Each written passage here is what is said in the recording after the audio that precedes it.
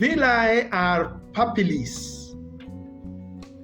And I want you to just figure out the rumen of a cow has something that looks like a towel.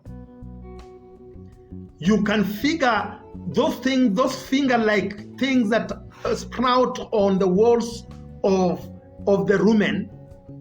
They are there deliberately to increase the surface area of the rumen, to increase the absorption of the nutrients that have been degraded by microbes in the rumen. So when you introduce microbes, provide them with water, provide them with food, and food materials to degrade moving forward. Because now you have the workers born in the system. Give them work to do. And once you make the food available, the calf will start consuming it. And nobody should tell you that you should wait a calf to take 2, 3, 4 months, it is still on milk. You are actually undermining yourself, literally killing your business.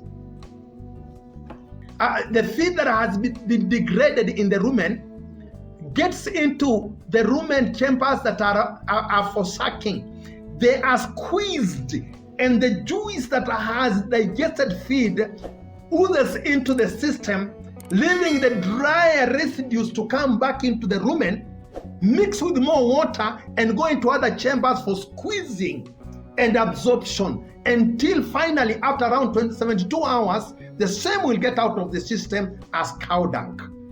So the villi are those finger-like, towel-like, projecting things on the walls of the rumen.